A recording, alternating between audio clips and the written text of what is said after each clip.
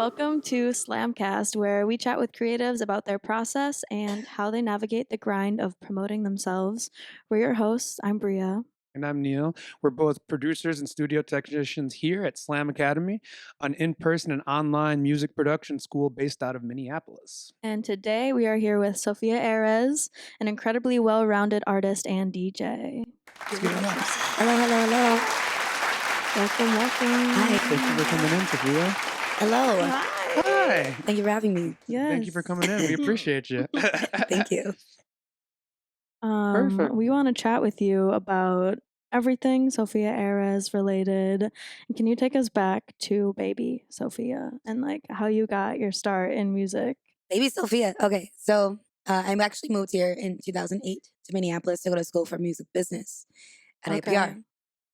And at that time, I just wanted to be a part of the business side. I really had no intention to become an artist. Mm-hmm. And but after I graduated and I was like acclimating myself into the scene here, I met so many amazing artists that like were really cultivating to me to kind of start exercising my artistic abilities.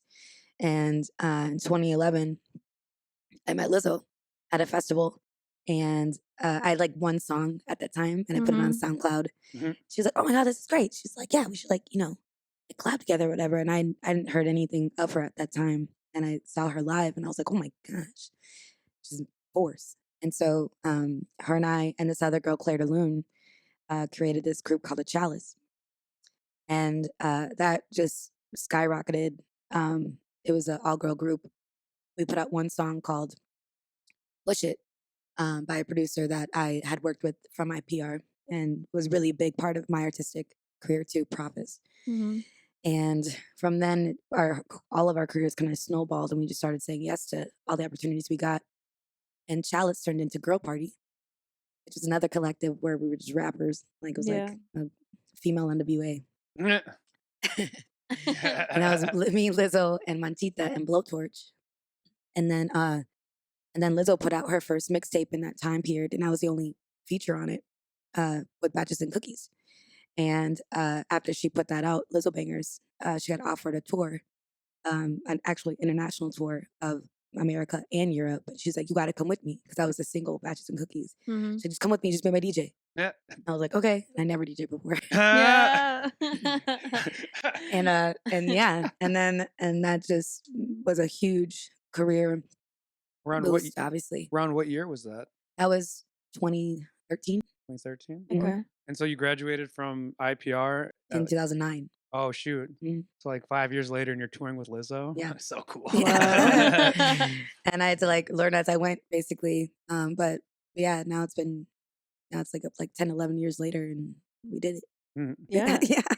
You guys are out here. Yeah. You're still doing the same thing of DJing for her on her tours? Well, I mean, we're like on a break now. We just got done with like a year-long arena tour.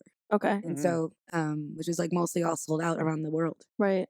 And I got to open up and perform with her. So I did 2 sets a night in the arenas. So cool. Whoa. Were you DJing your own performances as well? Yeah. So Cool. I would come out. I did like my set was 20 minutes, Mm-hmm. like 25 minutes. But I would do like 15 minutes of just DJing, and then the last 5 minutes I would like walk out and I would do my original content. Oh, cool. With my own music. What kind of music did you DJ? I DJ music to like get everyone excited for what they're about to see. Mhm. So, and which is like an equation in itself. It's like, and then that takes a lot of like, swing and misses or seeing what sticks, you know what I'm saying? And it's an arena too. So you have to make sure like these people feel united. And the music is banging. Like, so like, I'll play like I Want to Dance with Somebody that was mashed up over like We Found Love in a Hopeless Place by Rihanna kind of thing. And they like the songs that everybody know the words to, but also kind of like bringing them into things they may not know. And yeah, and it's an equation that just took me probably like a month to actually figure out that perfect equation that would work. But that's the fun part.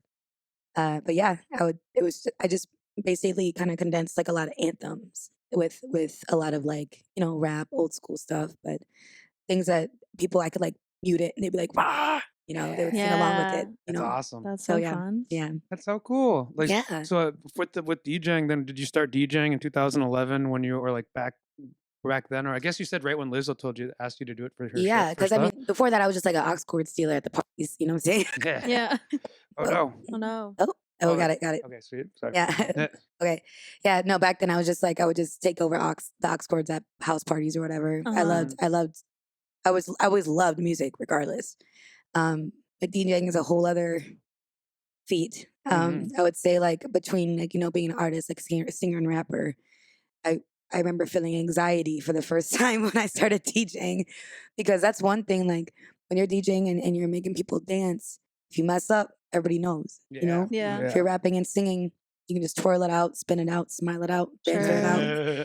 But when the floor stops, Yeah, Yeah. hard So you feel cut. it in your chest. You know what I mean? Uh-huh. Because you control So- all the music, not just the one instrument with Nah, that. man. Yeah. The whole The sound. When the floor stops, the floor stops. And you do not want the floor to stop. So No. it's a whole other type of anxiety, like feeling that I had to really understand and conquer and master. I really do respect DJing so much. It's one of the hardest forms of art, or it can be. You really got it. Like you're the captain of the ship, and don't let the boat rock. You know. Mhm. Mhm. Yeah. You got to run with that confidence of like, I can move all of you guys. all at Exactly. once. Yeah. You are the energy controller of the room. Uh-huh. It's powerful. It Mhm. is. Yeah. Mhm. How did you learn to DJ? What software and like hardware did you? I learned Mhm. actually Shannon Blowtorch is who initially taught me. I used Serato, Okay. and I started on a little mixer like a DDJSR2, like a little 2-channel one. Mm-hmm. Because I was touring, so like Yeah. I didn't really start like on text or anything because this was just easy to transport, plug it Sure. right in and go. And now I because I start off on a mixer, I still am a mixer baby, Mm-hmm. and I love blends and Mhm. I know seldom scratching, but I'm not like a huge scratcher. That just wasn't how I got inducted in it. I just like blending and keeping it moving and making sure the playlist is correct. Yeah. Yeah. Is that something that you practice? Well, you probably obviously like practice by yourself and not in front of people. Yeah, I think that. Yeah, I think that, to be honest, the biggest crash course I think that really got me into it was when I started radio, was Go 95.3. They asked me to do like a ladies' night mix Sure. when they first opened, and so I had to turn in like 2 30-minute mixes every Friday, and Ooh. they were already always pre-recorded. Oh, okay. And that was the other type of adventure that really teaches you, because you have to like being able to hear myself back. I became a perfectionist, and so I would just do it over and over and over and over. If I did like one little mistake, I would just start re-recording it all over again. Mhm. And I would do it. I would do this like during tour too. Like even if I was on the road, I would stop to turn in my mixes. So sometimes I'll be like in the bathtub, because this is when we had to share rooms, and so like I would like pair up with dancers or whatever. Mhm. I didn't want to wake them up, so I would like sit in the bathtub with my little controller on my lap and be doing mixes in the bathtub, make sure they got turned in time. It was gnarly, but that was like a really good crash course in like refining my skill, because I got to hear Sure. myself back and really like hone it in. It was very stressful, but I did it. Yeah. But that was like in hindsight, that really taught me a lot about how to hone in my ability. Yeah. Yeah. That's cool. Yeah. Got to do what you got to do. Yeah. And then I didn't have to do anymore because I became an on-air host. So I was Yeah. Oh, did nice. it. When did Graduated in there. when did you become an on-air host? It took me about a year. So like started off as like I would just do like a mix night or whatever. Mhm. And then Augie moved here from Texas, and they gave him a night show called Augie 5000, and he needed to be acclimated to the scene, and they wanted me to start speaking more, Mhm. so they put us together. And in that time, so like we became the number one night show in at night. And so because of our statistics, they finally created a morning show from us and became Augie and Sophia in the morning. And that was Cute. I love that experience, honestly. I actually really do love radio. I didn't realize how Mhm. like good I was for it. Like I'm a nerd. So like I can talk about Mhm. the culture all day. Yeah. Mhm. And I love like dissecting, you know, what's happened and speaking about my opinions on music, because I contribute to the culture. So like I loved it. It was so fun. Yeah. Yeah. And How you could long? argue with someone every morning. We always had like different opinions. So we just like going back and forth and debating. It was great. Oh, that's fun. Yeah. How long were you a radio host for? 3 years total. Okay. Yeah. And then it was the touring that took you away from that? Well, I would still do it on tour actually. So there was an app that I had that would put me in the board with Augie from wherever I was. Whoa. So I'd wake up in the morning, like wherever, like and morning shows from 6 to 10 a.m. So like if I'm in Cali, I have to be live on air at 4. And I would still do it every morning from wherever. So which was a lot, but sometimes I'm like, geez, I did that. So no matter where I was, I would still be on, which was really cool. Like I got to like just kind of be this like diary of our experience. And this is when we were like on our way up, and even to where like, you know, she became the number, like Truth Hurts was number 1. And I remember like crying on air when I found out, like, oh my God, we're number 1. Yeah, like things like that. Oh, that's awesome. It's so cool to have that documented. Yeah. It's like a live journal. Yeah. It was great. Yeah. And I was wondering, since to go back to when you first put your first song on SoundCloud, so you got done with music business school, and then you decided maybe I want to like start produce or have someone. Did you produce the song, or did you have someone help you produce that? Yeah, so Prophetess produced it for me. So the first song I ever wrote was called "Rest Your Head Up," and I watched all 3 Matrixes in one day. It'll change your life, guys. And I was at his house when we watched it, and he started like making this beat, this really cool beat, and I was like, I'm gonna throw it away. I'm like, no. I was like, I got this, and it was like a sneeze of a song. I love sneeze songs, like which is songs that just come out. Like I wrote that song probably in 20 minutes. Those are the best. And to this day, it still is one of my favorite songs I've ever written. But it just came out so organically, and I put it on SoundCloud. And actually, so I put it on SoundCloud, and you know the store Smitten Kitten. It's like a sex shop. Yeah. Smitten Kitten used it in their commercial, and they paid me in sex toys. And like and in this commercial that they did, this like big blogger, like she was on the top 10 of Forbes at the time. She used it in her summer playlist or her sex list or whatever. So it got like hella hits. Whoa. Your crazy. first song is just all over sex. That is music business right there. And it wasn't about sex at all, but it was like a sexy song. But it was about just me watching Matrix. That's so good. Yeah. Put your stuff out there, people. You never know. You never know. You could get some free sex toys. For real. Yeah. That was such a great story. So good. And so from that, and you said that you met Lizzo when that one song was out. Then did you produce any of your own music, or have any of your own music out then, or we just hopped into that crew and started making music with them? The only song I had out when I met Lizzo was "Rest Your Head Up," and then together we made the Chalice, and the Chalice we put out an EP, and then after that, Girl Party happened, and then we put out like 2 EPs for Girl Party, and then Lizzo Bangers, and then after that, I put out my own solo record in 2017 with Prof, that's the guy that produced "Rest Your Head Up." Okay. And that was just like a self-titled, Cool. with 8 tracks on it, and then after that, I actually just recently created a group called Maker and Eris with me and Mark McGee, who goes by Maker, and that's like, and Maker was in like Marijuana Death Squads and Ron Yan, and he like has just been this like really amazing like international producer that he's like one of my besties here, and to be honest, like when I create with people, I really don't care what you've done or who you are, but if we connect, we connect. You know what I'm saying? And so when him and I create, it's like it's been very rap based. I get to like rap, and Sophia Eris actually means like Sophia means wisdom, Eris means strife. So like Maker and Eris, it's like really like gritty. Yeah. And I love what those beats bring out of me too. We were just bumping some of those before you came really in. nice. I was really curious, and it's so Awesome. good. And we were gonna be like, is it weird if she walks in and we're just banging her music out here? Because it was really good. Thank you. Yeah, I appreciate it. was Yeah. awesome. And so we're gonna keep working. Like so, we put out 2 projects already. Oh shit. And then the next one is gonna be actually more house based, like Baltimore house. Let's go. So yeah, really excited about that. Exciting. Yeah. Nice. Do you already have some of that project started? Yes. Oh yeah, we have so every time we put out a project, it's because we have many songs. We're not really like making music to intend to cater to anything but what we feel that day. But after a while, you have so many songs that you could tell like it becomes this, they fit together. It's like a puzzle piece. Yeah. And so, but now it's like we got in this dance realm. We want to dance. Want to do house. And so like we have a great good amount of house songs right now, and so we're gonna start trying to cater into that. Oh, that's so fun. Refine those. That's gonna be a fun show whenever you Oh, release yeah. that. I know, I That's can't gonna- That's wait. gonna be so sick. I can't wait. So Pretty who's great. producing the music? Is it you two like Maker. collaborating? Yep. Okay. And actually, me too. I'll be producing it too. As Yeah. in, like, I kind of started getting more in my bag with executive production and production as well. Mm-hmm. But he's always the one that's like creating the beat first and foremost, and I'll write the lyrics, but I'll like, Cool. I'll add if I can. Yeah. How do you get into the zone for writing lyrics? Like, what is a little bit of your writing process?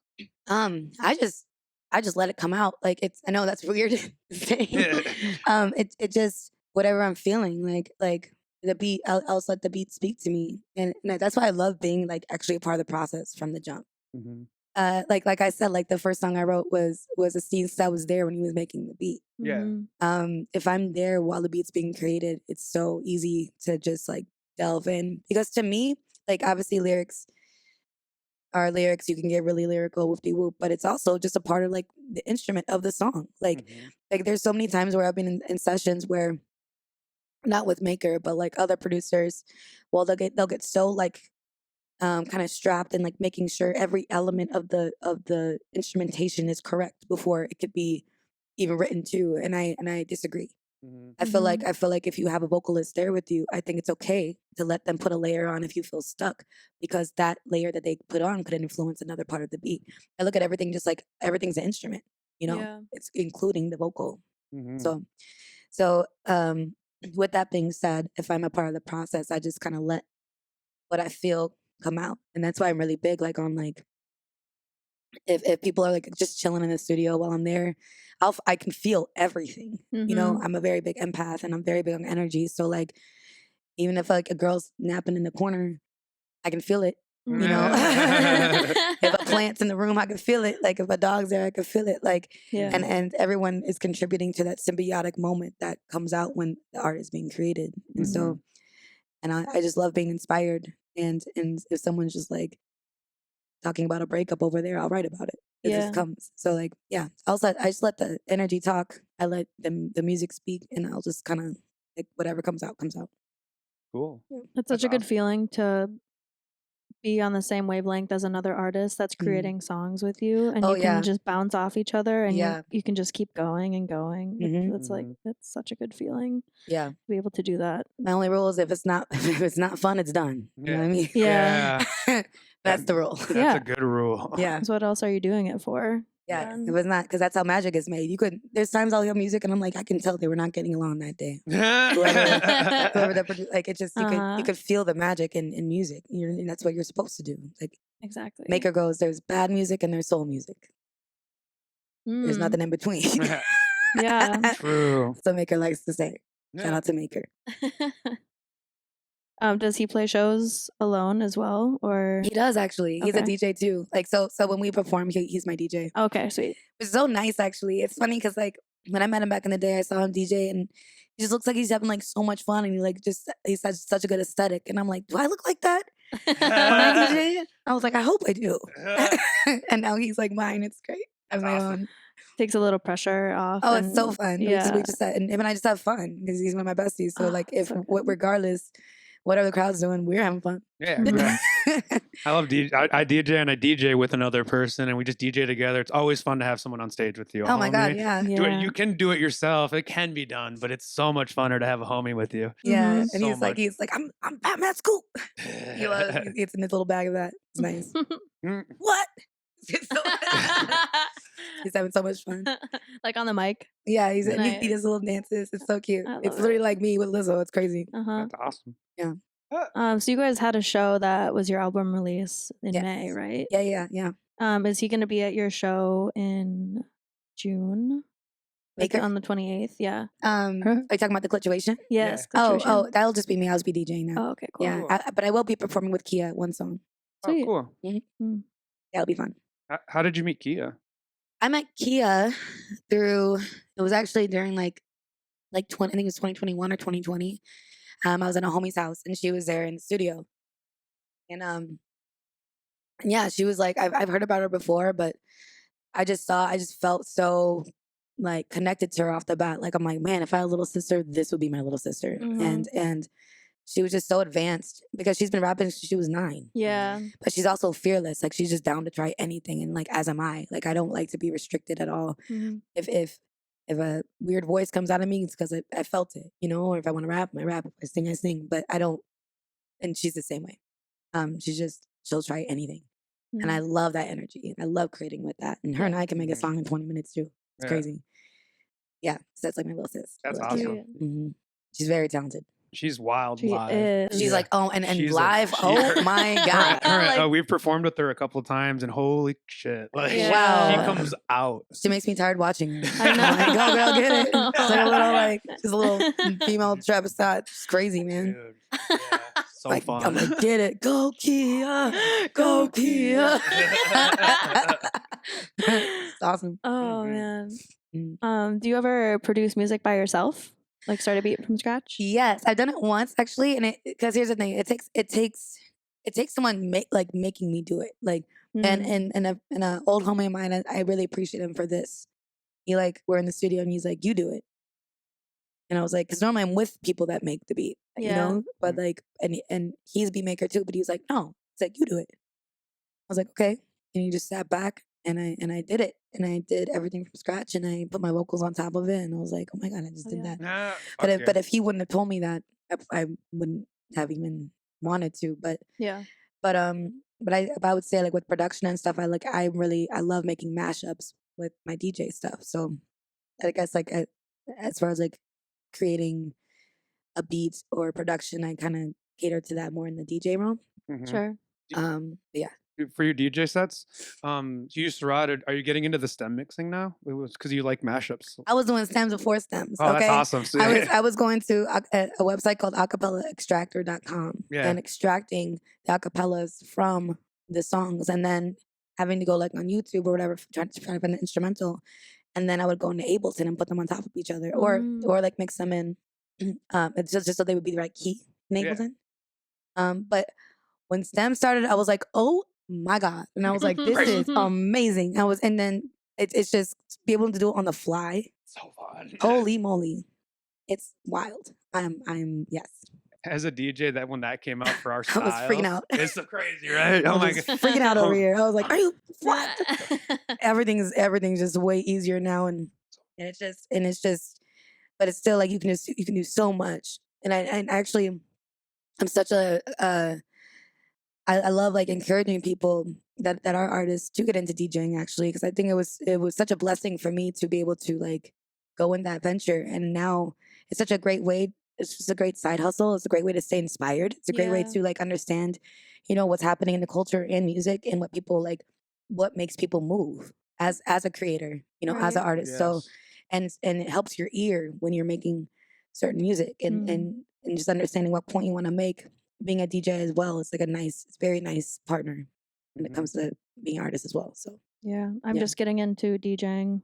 I've been performing like my whole life and I just bought a DJ board this week. So I'm Hey, so excited. congratulations. Yeah. We're gonna have But- DJ Ferryboat in the house. DJ Fairy Boat. Okay, that's the fun part too. Picking your DJ name, it's awesome. Yeah. Mine's Neil Face. Neil Face? Neil Face from MySpace from like Oh, Ghost Days. oh, that's my- amazing. That's what it's from? Yeah, it's Nice. Neil's MySpace face. Like Wow, I miss did. MySpace so much. Me too. It was so much better than everything That was we're the best doing right one, now. man. Yeah, man. It really was. It was. They took away the creativity of making your own page. For real, I was HTMLing like a mother. Man, I was coding. Dude. Coding. DJ HTML. Oh. DJ HTML. I love that. So now we're gonna bring it back again, really quick to the more marketing stuff. You came out of IPR with the music business degree. Yeah. When did you start employing that? / how did you and like when you got into the group with Lizzo, how did you guys start promoting yourselves or getting yourself around the city and stuff? Yeah. So actually when I graduated IPR, I was actually at the time really in the video.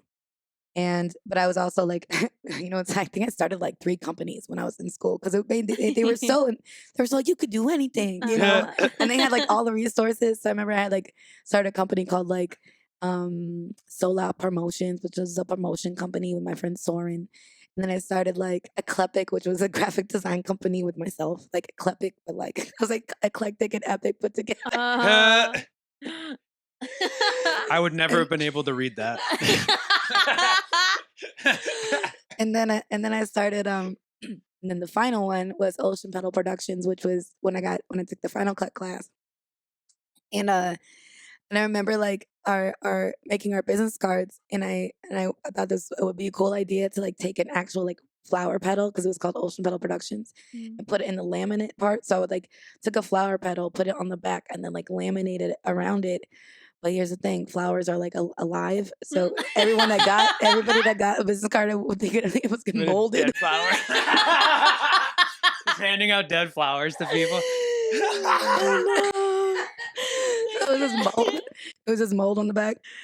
They Yeah. taught you how to make business I was cards, thinking but about not it. how to dry flowers Dude, first. I know. I was like, damn. I just literally bought some flowers at the grocery store and was like, that's gonna be amazing.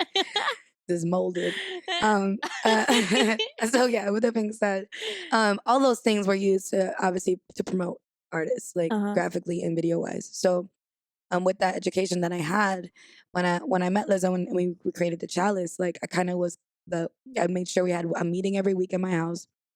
They were always very long, and like a lot of like her and Claire had been doing this, had been vocalists, and I was kind of like the baby of that. But I was like more of like the business minded person, and I was one that did our graphics, and I would do we did these like videos once a week called the Sip of the Chalice, and it was like these cute little like promo things, and it like this is like before TikTok, this is like back in like 2011, 12, and that was like a way people got to know us. There's us being silly, us talking about whatever. They were little 5-minute videos that we did once a week or what? on YouTube. Okay. Yeah, Cool. you can probably see them now. I think they're still up.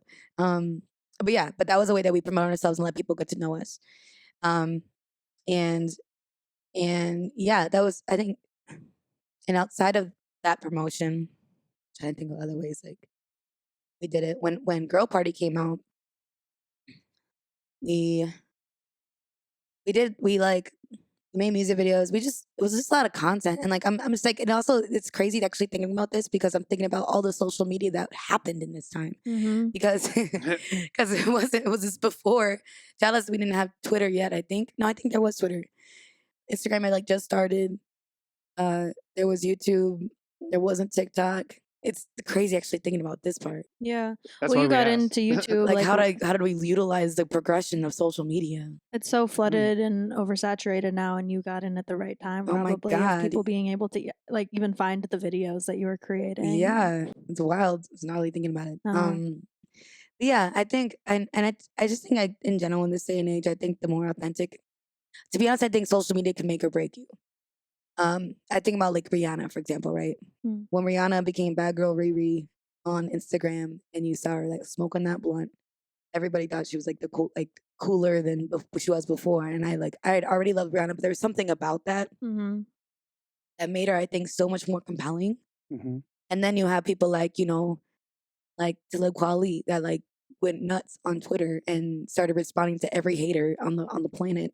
And you're like, well, dude, what's up, dude? Just make a song. You know what I mean? But now he like kind of went down from that. It's just it depends on how you use it. But I think, I don't know. I personally find it hard sometimes to share a lot of myself because I really do like my privacy as well. But then you have people that just really thrive off it, and people fall in love with you because of it. And so it depends on the dance that you want to do, really. But yeah, I think about that sometimes. I think TikTok kind of hurts my soul a little bit. Yeah, I deleted that shit. I'm like, I'm done trying with this. Something Like, about it never really captured me, Yeah. I'm just like, I just kind of just honed it in on IG. Yeah. That's kind of the best place nowadays. Yeah. Everything else is becoming a dumpster fire, like X and Yeah. TikTok. Right. Yeah. Right. And like Bionic was saying, and those are going to be, everything's going to be gone eventually too. Like 10 years ago, we were 15 years ago was MySpace. Who knows what's going to happen I the next know. 5? Yeah. Hopefully they bring that Is back. it really gone? Is MySpace gone, or is it still here? I think it's gone. I think it's gone. Because I know Justin Timberlake bought it What? Yeah. Is So he like, bringing so it back? so Now remember, Tom remember, is Justin. remember when Suit and Tie came out, the Justin Timberlake and Jay-Z song? Remember that? Yeah. So that's when he bought MySpace, and the only way you could hear it is on MySpace. Whoa. And so when this happened, I was like, oh my God, I was like, what was my password? What was my password? I couldn't remember it. And then I like couldn't get back in, so I had to make a whole other account. And I was like, I just want to hear the song. I was like, that's a smooth move. But since Justin bought it, it just kind of went, It is a real thing. You're It's- hearing it live right now. It's still open, but it looks like ass. No, don't go down. Oh, Don't go. Don't go to it. Don't go on MySpace. MySpace. It looks like a. Oh no. I know, man. We're Don't ruin your Man, precious memories of MySpace. If someone brought MySpace back, that'll be like for real, like old school. That's I crazy. think we can just be on it and then tell everyone and bring it back ourselves. But the ads look like ass. Anyway. Yeah. I know that looks like what is that even? like Live Nation. What a website. Oh my goodness. Oh no. Justin Timberlake, we liked you. So That was like a long time ago. so nowadays so nowadays do you have like a manager that helps with any of this promotion and sort of social media stuff, I or mean, do you I- kind of manage your own stuff? I manage my own social media. I do have management that like books like he's Laserbeak from Laserbeak. Yes. And yeah, so he handles a lot of things for me, but I handle my own social media. Cool. And yeah, I think with artist promotion too, there's nothing that makes me more excited and geeked out than a good rollout of an album. Mm. It's like it turns me on. I'm like, and those are things that are really inspirational these days, especially because music is like water. Like it's just the amount of music that comes out every day is insane. So when someone can really capture and grab your attention and like get you excited about something, it's really Yeah. rare. So like Doja, when she did it, when she was when she shaved her head and like she had those red statues Yeah. of herself covered in blood, Mhm. Yeah. like just put around New York City, brilliant.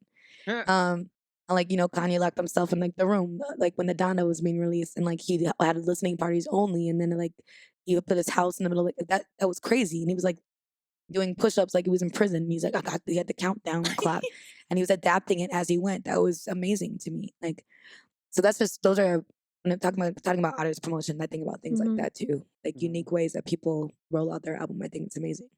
Yeah, it's another form of expression. Like Yeah. it's another form of the art connected to the music that you're making Yeah, in yeah. itself.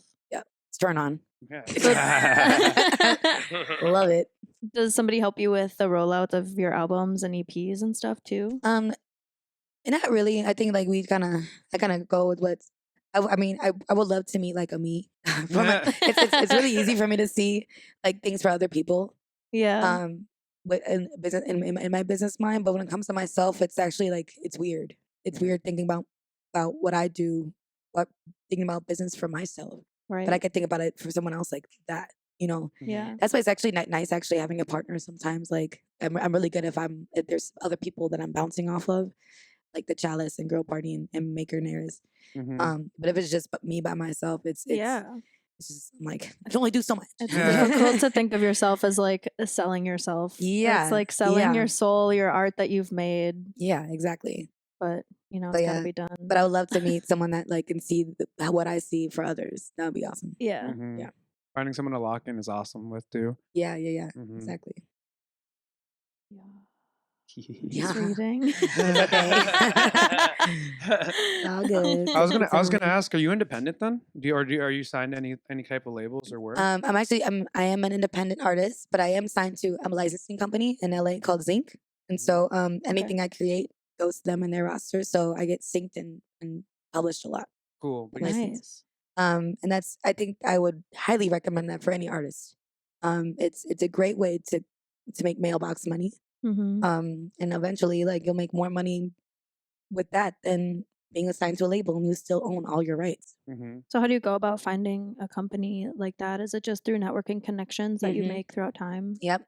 And I mean, yeah, you can Google it and see what's up out there. Sure. Like this specific deal I got was from my management. Okay. But it's been a very pleasant surprise. I'm like, what?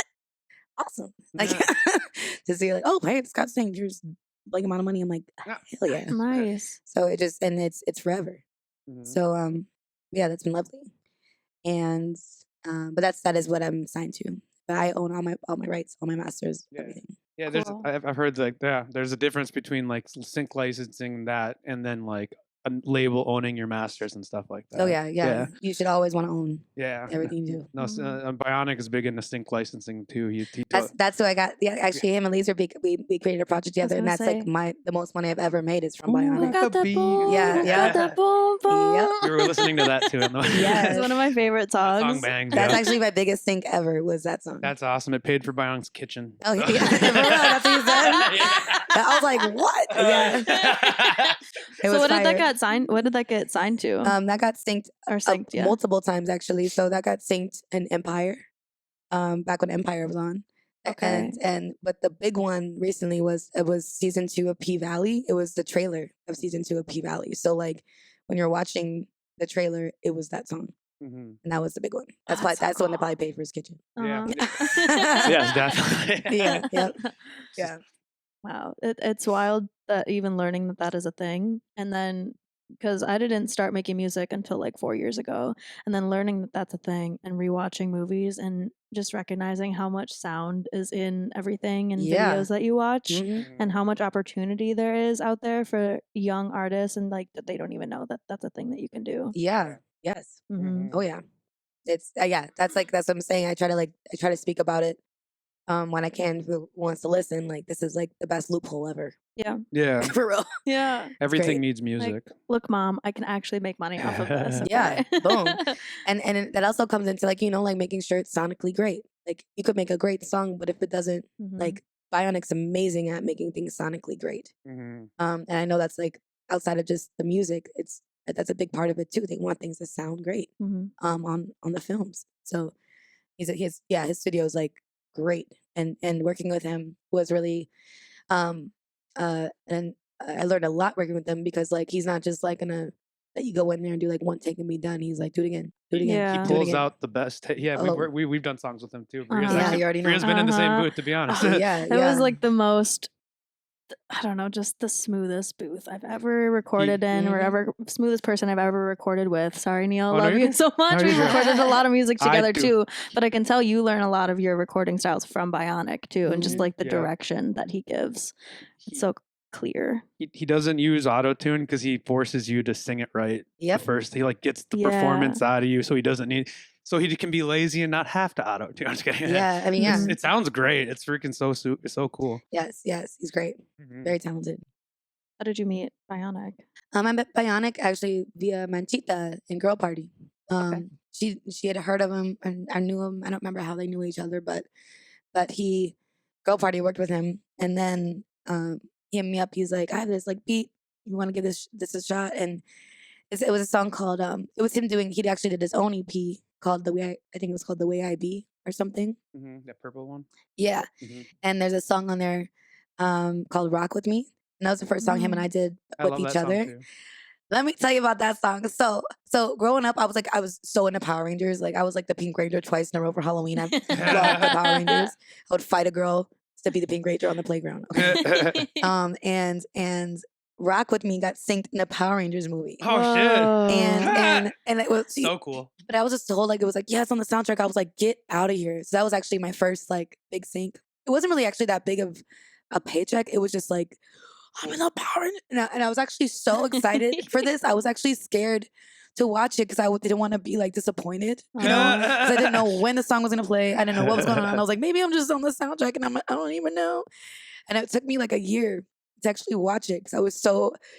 It was such a big deal for me. I was like, It's like it's too surreal. right, exactly. It's like I didn't even want to like. I was just, which is it's even crazy to even say that out loud. Like I was like so excited that I was scared to watch it. Yeah. So I finally watch it, and it's in the first 15 minutes of the movie, and it's when they meet at summer school, and it's like a minute and 15 seconds of the song, and it's like, and it's the moment where like he walks downstairs, and they're in summers. It's huge. It was like it played for like a minute and a half, and I was like, oh my! I was like, what? Yeah, it's a really big deal. Full That's circle. so sick. It's a big deal. Wow. What movie is that again? Power Rangers. Power Rangers? The Power Rangers movie, the newest one, the one that came out like in was it like maybe like 2017? Okay. Oh my god, yeah, I'll have to watch big that. deal. That's But dope. that's in my biography. And I got synced on Power Synced in the Power Rangers movie. Yeah. Yeah, it's crazy. Thank you, Bionic. Nah. Shout out. Shout out. That's so fun. That's a big deal for me. Yes. Making dreams happen. I love Yeah. it. Okay, I have a question. Okay. Hit me. Who are your biggest influences? Kanye West. I know he's like not a. Actually, I don't even care. I'll censor He's it. like my It's good. cousin. He's like. I know. Basically, everything, all the bad stuff about him, I didn't even ask for. Okay, like I'm about the art, and he started off about the art, and whatever he could do, he's done wild things that I don't agree with, obviously, but his art has been the most influential of any artist to me, and because it's authentic, it's true. He explored a lot of parts of himself, like openly, and pulled people up. Yeah. He's collaborated with so many people. Like if you listen to like the beginning of his discography, it's crazy. I actually listened to Graduation this morning when I got ready. It'll make you love yourself. But yeah, he definitely is one of the most impactful artists for me in my lifetime. Yeah. Outside of Kanye West. As far as like performing wise and work ethic, Beyonce. Right? Yeah. And there's more, but Prince was huge for me. Yeah. I actually got to work with Prince before he passed away. Yeah, that was crazy. I only knew what Minneapolis was because I watched Purple Rain. What did you do with Prince? So actually, when the challenge was happening, we like the news station here did like the documentary on Minnesota music, and at the time it was us, Doomtree, Hammer Superstar, and like somebody else, and Prince. So when Prince was watching this, he saw us and he was like, I want to work with them. And so he emailed us. He was like, do you want to come to Paisley Park and do a song? Whoa. And we're like, what? And he's like, come. And it was on Easter Sunday, like 2013. Wow. And he's like, come here at 7. So like, we're like, oh my God. So three of us get in the car, we drive there, and we got there like 15 minutes early, like a professional, you know. We pull up to the gate and the guy goes, the gate will open at 7. Like, oh, okay. So we walk in. Prince isn't there. It's like a guy named Josh, who's like a producer. And at the time, this is when he's working with Third Eyed Girl. You know what Third Eyed Girl is? Okay, so Third Eyed Girl was like his girl group at the time. Okay. So Third Eyed Girl, he played a song by them called Boy Trouble, and he's like, I want you to make this song your own. And so we each did a 16 on it, and they were on the hook. And while we're making this song, like, there's like a office phone in the studio at the time. By the way, everything's purple, and like the trash can was purple. We weren't allowed to use our phones. Like you can't smoke, you can't drink, you can't do anything. Yeah, like you have to be sober and no technology at all. Wow. So yes, we're all writing our verses. We wrote and recorded it in 3 hours, and I was the last one to go. But so while we're doing this process, the phone keeps ringing, and Josh is like, "Hello." No, they're still going. Hello? No, I'm not done yet. And then I finally finished my verse. And he's like, hello? Yeah, it's done. You want to hear it? And then he puts it up to the monitor, plays it. Oh, you like it? Cool. I'll see you soon. And we're like, is that him? And he goes, yep. And we're like, are we going to meet him? Nope. and it took like, we're like, okay. And it took 3 years later to finally meet him, and that's when we had Girl Party at the time, and he asked Girl Party to come play at Paisley Park. And when I was helping Blowtorch load in her vinyl, I turned around and he's just boop right there, and I was like, just appeared. Like everyone says he does it, he really did just appear. And I was like, hi. I was like, I'm Sophia. Thank you so much for having us. And he goes, thank you for coming. I'm really happy to have you guys here. And he like shook my hand, and man. Wow. Shook Prince's hand. Yeah. So, but he's such an influence to me, like, especially for just artistic freedom, you know, and like he really did stand up for our artist rights in so many ways. Very much ahead of his time. Just prolific. all around. If you're not a fan of Prince, you have no idea how much he's like he's affected the music industry as a musician in a positive way. Yes. Oh Like yeah. when I was finding like all the like him continuing to record, because we had one of his engineers as the music business teacher here, Mhm. and just telling us all the stuff of like wanting to keep artists have their masters and all. Like he was seeing through all the fuzz that was going on. It's crazy. Oh yeah. Mm. Oh yeah. It's incredible. Him and Taylor Swift. Oh, shout out to Tay Tay. I respect her, dude. I respect that girl. That's Uh-huh. crazy. She's insanely impactful. Yeah. Mhm. Man. I love the re-record all the albums that guy bought, and then they do way better on Spotify because her fans. They said, Uh-huh. "Fuck Oh, the that Taylor's guy." version? Yep. Yeah, that's so cool. Taylor's version. Yeah. Yeah. You can hate on the Swifties all you want, but I'm not a hater. The last thing I want to do is hate. All right? no, Exactly. yeah. Yeah, but I can't help but like, I'll respect it. I respect anyone that's like doing their thing and doing it well, you know? Yeah, Mhm. dedicated to Yep. the craft. When the Timberwolves were playing in Mavericks and Luca was doing this thing, I'm like, damn, Luca's killing it right now. I couldn't be mad at Luca. I'm like, how is this man scoring 20 points in the first quarter? This is crazy right now. Dang. I wanted the Timberwolves to win so bad, but I just couldn't be mad at Luca. Yeah. Like, we gotta put Luca on Luca. Anyways, but they're getting swooped right now, so whatever. Anyways. Where did you move from? You said that you moved to Yeah. Minneapolis in 08 or 09. Oh or- yeah, I moved from Ohio. I was a military brat, so I went to like 13 Mm. schools. That's why I felt so connected here because it's the first time I actually felt like at home, Mhm. you know. And that's why I haven't really I've always came back here and had a home base here because I just really am grateful for what this place has given me and because Yeah. I became an artist here. So I would always have like a foot here when it comes to creating but I still will travel and work elsewhere. But Mhm. I love this community. I love this city, and if I can give back in any way, I will still continue to. So Yeah. Thank you. Yeah, like coming on this podcast, we appreciate you. Yeah. Right. I love talking. Thanks for having me. Yeah. Yeah. Is there any advice that you would share with a young artist who is just starting their career and wants to make a living off of their art? Oh, well, number one, be true, stay true to yourself. There's only one you. I think authenticity goes a very long way. Mm. I think the moment that you try to contrive yourself to be something that you're not, it's totally, you could tell. I think assessing what you actually want out of this, a lot of people do music for different reasons, and that's totally okay. But really understanding your point is a really big deal because that's how you won't be persuaded to do decisions that'll make it not possible anymore. You know, your point is to make money.